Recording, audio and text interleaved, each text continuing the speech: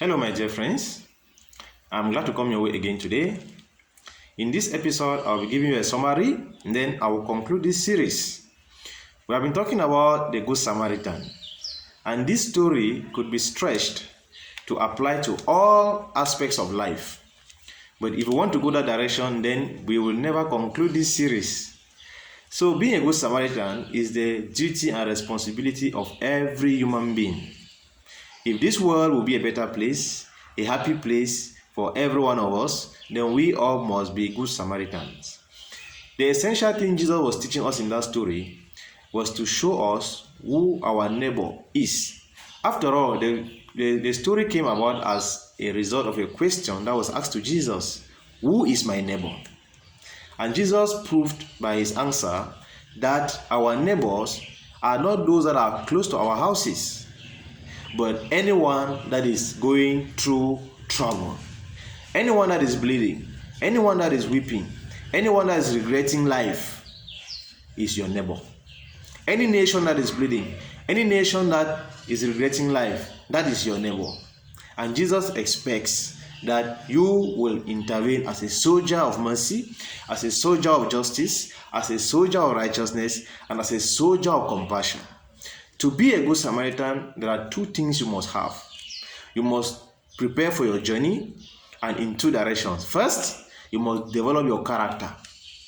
You must be able to be moved by compassion, because that is the secret of becoming a good Samaritan. If you are not one who is moved by compassion, you know what you'll be? You'll be a robber. You will exploit people. When you are moved by compassion, you make people's life better.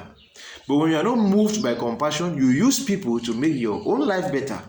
So to develop your character, you must try to reproduce the same values in you that were in the Good Samaritan. You must have the same value system like Christ. And I've done an episode on that. Please go back and watch. The second aspect is that you must be trustworthy. People should be able to trust you. You should have integrity such that when you say something, people can run with it, which is very scarce today, because this slows down development and it slows down advancement. When you cannot trust me and I cannot trust you, we can never get together to do anything, even if it is a spiritual work. And the second aspect of your development is finances, economic preparation. You need money today to be a good Samaritan.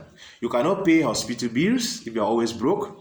You cannot assist anybody with school fees if you are always broke. You cannot take care of the orphans if you are always broke, the widows if you are always broke. And this is an essential part of our calling, to take care of the needy, to house the homeless, to clothe the naked, to visit the prisoners, to visit the hospitals. And you cannot do this when you are always broke. If you keep this aside and take just your own running cost, your life, having a comfortable life in this world today, you must have an authentic financial flow system. So Jesus' secret was this simple.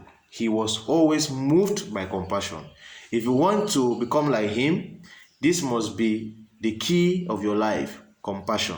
That you are a compassionate person. And it takes time to develop this capacity to enter somebody's shoe and feel what the person is feeling. It is something that comes with time as you deliberately develop yourself. So I wish you all the best, and go and be a good Samaritan. Go and build yourself to become a good Samaritan. I wish you all the best. See you in the next series. Bye-bye.